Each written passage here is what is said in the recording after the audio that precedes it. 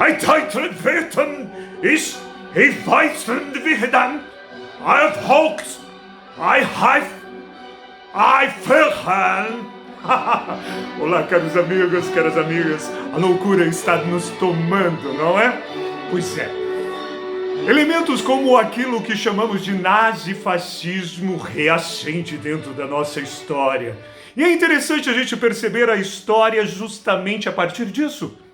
Quando nós começamos a perceber, diante de uma crise econômica, diante de uma crise política, diante de uma crise social, sempre vai aparecer alguns líderes,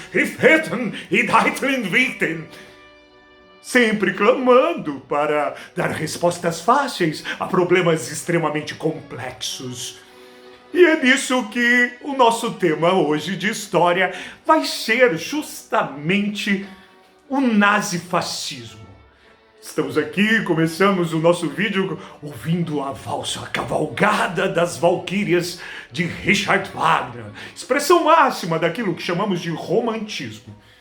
Mas no que está pautado absolutamente de maneira que você observa alguns critérios dentro daquilo que chamamos de nazifascismo.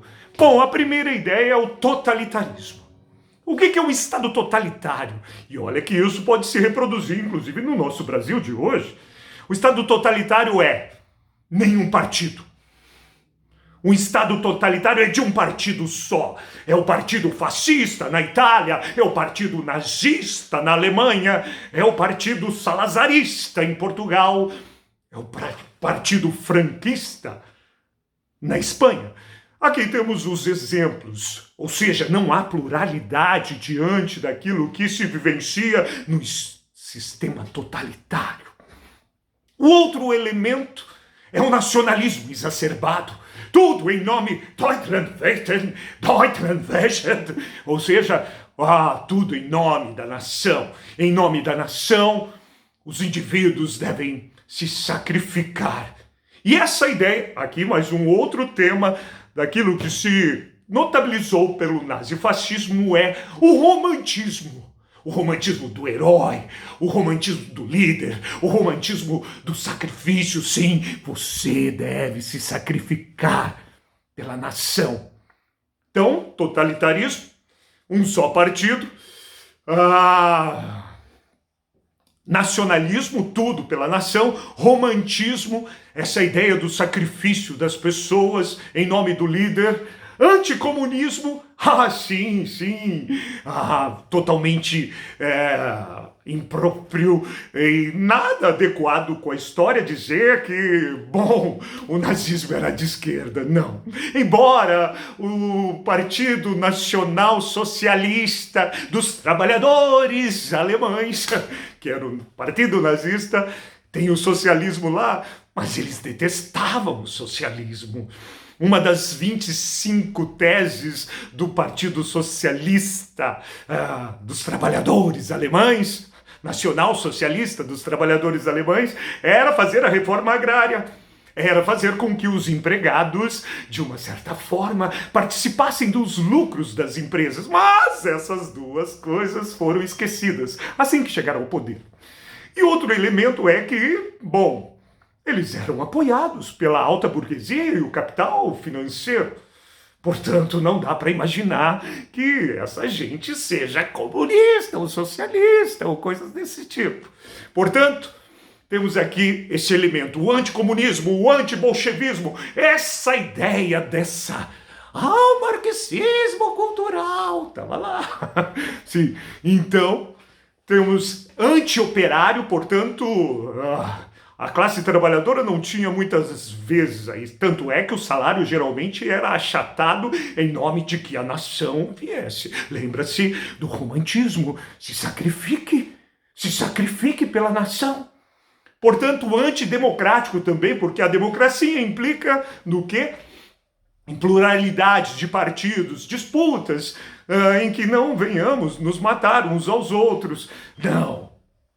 Tanto o nazismo quanto o fascismo, e aí você pode pôr até o stalinismo, que é um regime totalitário de esquerda, não estavam nem aí para essa parada. É só um partido aqui, sacou? nada de pluralidades. Portanto, eles achavam que a democracia era algo absurdo, que não deveria se compactuar.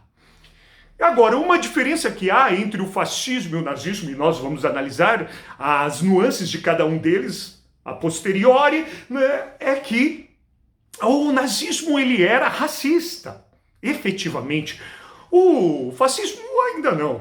Ele queria todo mundo como uma cooperação harmoniosa, concretizar aquilo que a nação deseja, e aquilo que a nação deseja é aquilo que o líder deseja. No caso italiano, o doce, doce, o grande, o pilantra do Mussolini. Bom, e diante disso, então, totalitarismo, romantismo, idealismo, também estava lá o idealismo. Sim, nós reeditaremos o Império, o Sacro Império Romano-Germânico, que foi fundado por Otto I em 662 e que teve o seu fim graças àquele jamelão do Napoleão em 1806. Mas o Kaiser Hohenzollern reeditou em 1871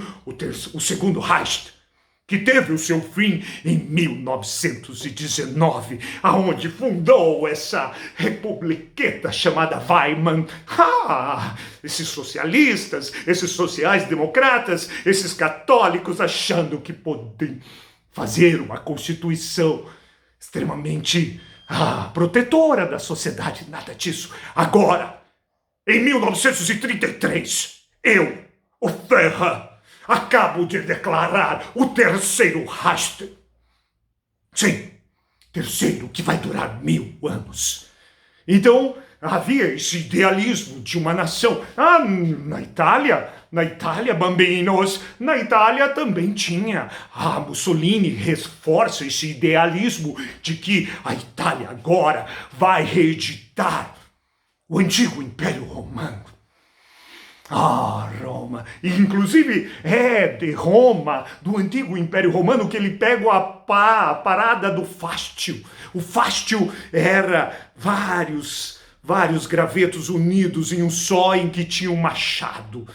Ou seja, a cooperação, o fástio, que tinha para cortar, para julgar, era símbolos das jurisprudências dos juízes romanos, e é de lá que vem essa simbologia. Bom, estabelecendo aqui os conceitos que eram comuns entre o nazifascismo, totalitarismo, romantismo, idealismo, anticomunismo, anti-operário, antidemocrático. Deixa eu ver se tem mais. E agora, e essa é a grande diferença, o nazismo ele era antissemita também. Portanto, eles precisavam de um inimigo para unir a nação com muita propaganda. E este era o rato. E o rato, como o medíocre Joseph Goebbels, esse rato é o judeu que devemos vencer. Bom, esses são os conceitos gerais que pautam o nazifascismo. Mas vamos começar pelo fascismo. O fascismo, Mussolini, na verdade, ele era um socialista no começo. Um jornalista, um cara que tinha algum conhecimento. Mas ele percebendo que a elite, a confederação geral das indústrias e a alta burguesia italiana estava se vendo em pandareco com os revolucionários socialistas, ele decide mudar de lado. Logo depois da Primeira Guerra, a Itália estava devastada, com perdas financeiras, com perdas humanas, e que não havia ganho nenhum território como havia sido proposto. Portanto, a inflação comia, o desemprego espalhava-se, e isso sempre, quando diante de uma crise, sempre tem um pilantra para dar respostas fáceis. E assim vivia uma disputa. O parlamento era dominado pelo Partido Socialista e o Partido Popular, que viviam uma indecisão diante da crise econômica. E diante da indecisão, Em 1919, Mussolini funda o partido fascista, e começa a sua caminhada. Em 1922, ele chama 50.000 camisas pretas para marchar em Roma. E o rei Victor Emanuel III, sentindo que a batata estava na sua mão, o que eu vou fazer? Vou ter que dar o poder para ele. Sim, e é isso que ele faz. Ele acaba entregando o poder à mão de Mussolini. E assim que está no poder, Mussolini começa a fazer as suas alianças, a instaurar fraudes na eleição, de maneira que o deputado Giacomo Matteoni, deve ser isso, ele acaba denunciando essa fraude e, por conta disso, ele acaba sendo raptado e morto. Agora, depois das eleições de 1924, pronto, senhores, agora o poder está em todos. Acaba-se os outros partidos, agora só existe o partido fascista. Mas as alianças com a alta burguesia já estavam estabelecidas, com os setores agrários que eram ameaçados pelas invasões de terras dos comunistas já estavam estabelecidas. Mas havia um problema na sociedade italiana da época. A igreja. A igreja, então, nós resolvemos com o Tratado de Latrão. O Tratado de Latrão é quando Mussolini reconhece a soberania do Vaticano, que tinha sido arremedado pelas conquistas e as unificações da Itália a partir de 1871. Tudo bem, Papa. Agora reconheço que o Vaticano é um Estado soberano e a gente vai se dar bem aqui. 1929 acontece isso. Mas naquele dia, como já dissemos aqui no nosso canal, 24, Quinta-feira Negra, 24 de outubro, há a queda da Bolsa em Nova York. E aquilo que acenava como uma possibilidade de ascensão, torna-se a crise ainda maior na Itália. E, diante disso, o pequeno Doce, ele decide criar, implementar um pouco uma visão do New Deal, né? Olha, com a força do Estado nós vamos abrir fábricas de armamentos, nós vamos começar a invadir algumas terras como a Etiópia. Para quê? Para fazer o desenvolvimento do Império Romano do futuro. Então, ele acaba se unindo ao Japão e à Alemanha e começa a empreender obras e invasões de terras na África. Sim, esse foi o fascismo. O fascismo que atacava seus inimigos, o fascismo que fez com que o regime totalitário se impusesse sobre a Itália naquele momento. E aqui o fascismo tinha essa ideia de detestar a ideia de lutas de classe. Lutas de classe é coisa de comunista, rapaz. Nós aqui somos um único povo. Somos uma única nação e vamos cooperar juntos. Por isso, senhor trabalhador, não faça greve, porque eu vou proibir. A Carta do Lavoro, de uma certa forma, cooptou os sindicatos que não tinham mais voz ativa nenhuma. E agora o mundo estava perfeito para a Itália e para o fascismo. No entanto, havia nascido também, diante dos dissabores da Primeira Guerra Mundial, lá na Alemanha, a inflação consumia boa parte das economias, a desmilitarização, o pagamento das dívidas da Primeira Guerra. Ninguém culpou efetivamente o Kaiser, mas começaram a culpar o quê? A República de Weimar, que surge ali com uma constituição extremamente social-democrata que ia dar proteção social, uma coalizão entre sociais-democratas, socialistas e cristãos católicos. Mas o problema era grave. Havia as dívidas de guerra, havia as imposições colocadas pelo Tratado de Versalhes, e havia também na cabeça dos militares. E aqui, esqueci disso, havia sempre uma relação muito forte entre fascismo e nazismo e militarismo. Eles precisavam das armas para se impor mais do que as armas ideológicas. E então, ali surge o Partido Nacional Socialista dos Trabalhadores Alemães. Lá numa cervejaria em Munique, Adolf Hitler, o seu ressentido diante do Tratado de Versalhes, faz um discurso inflamado e logo ali a extrema-direita dá o ar da sua graça na Alemanha.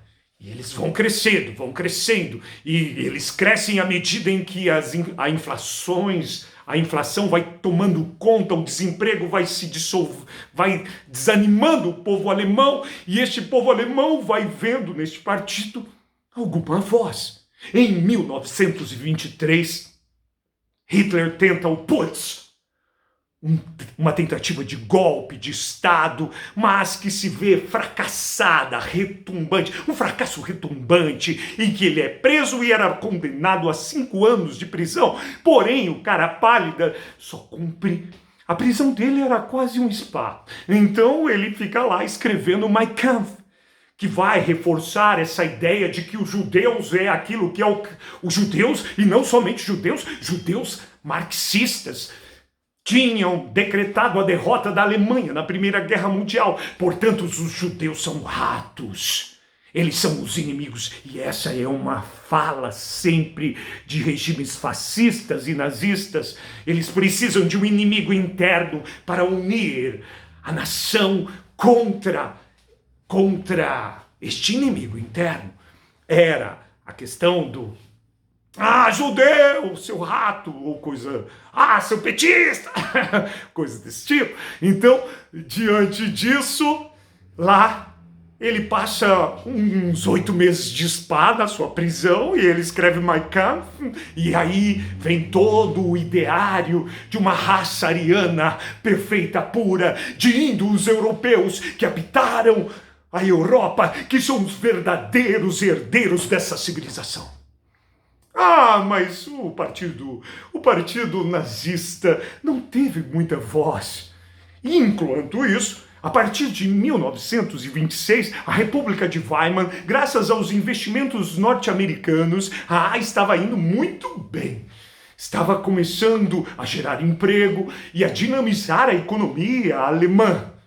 No entanto, mais uma vez, e essa é a grande relação entre a crise econômica e regimes fascistas e nazistas.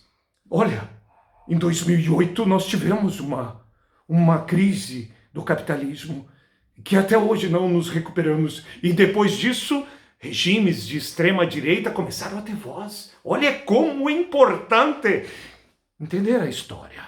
Diante disso, lá estava 1929, crise. 6 milhões de trabalhadores alemães que estavam começando a galgar a qualidade de vida, agora se veem demitido, e é nesse momento de crise, logo depois de 1929, que o Partido Nacional Socialista dos Trabalhadores Alemães, que só tinha 30 cadeiras em 1930 no parlamento, no Reichstag, passa a ter 230 em 1932. E isso faz quase que eles se tomam o poder. Hitler tinha perdido a sua eleição para Hindenburg como presidente, mas, dado a pressão e o grande crescimento e a grande crise, o Paul von Hindenburg acaba nomeando ele como chanceler. Chanceler é aquele que vai tratar do governo. O presidente era um chefe de Estado e Hitler passa a ser o chefe de governo. Em 1933, ele decreta o início do Terceiro Reich. a continuidade daquilo que foi o Sacro Império Romano-Germânico. Em 1934, Hindenburg morre. Oh, meu Deus, e agora o que será da Alemanha? Agora Hitler unifica ser o presidente e o chanceler, chefe de Estado e chefe de governo, e é o fim da República de Weimar. Em 1934, tem a Noite dos Longos Punhais, em que Hitler mata vários dos seus amigos de outrora. 70 líderes nazistas são assassinados pela SS. SS que era a polícia política agora do Estado nazista, que tinha também a sua Gestapo. O que é a Gestapo? A Gestapo era a polícia secreta que vivia vigiando a vida de todos. E havia também a SA, os camisas pardas, né, que viviam se acotovelando e se matando com os comunistas, que agora já não existiam mais praticamente. Diante disso, em 1934, ele se torna o grande Führer. Eu sou o Führer, o grande líder da nação. E aí ele precisa de uma grande propaganda, uma propaganda que também havia no fascismo. Havia uma cartilinha para as crianças lá no fascismo chamado Balila. Ah, Dulce adora crianças. Assim também, Joseph Goebbels começa a sua propaganda. Ele produz filmes com verdades não, com mentiras. O fake news já estava lá. Você reproduzir frases prontas, tipo, o PT quebrou para isso. E várias vezes, ou coisas desse tipo. Os comunistas comem criancinhas. Você repete, as pessoas acreditam. E Joseph Goebbels, embora fosse um pilantra, ele tinha uma grande perspicácia para manipular a opinião pública. E agora, impulsionar por mídias, não por WhatsApp, não havia naquele momento. Portanto, temos aqui, até que enfim, a descrição daquilo que foi rapidamente o nazifascismo. Um abraço, dê o seu like, se você conseguiu assistir o vídeo até aqui. E fiquem na paz. Qualquer dúvida, anote nos comentários. Um abraço, caros amigos, caras amigas.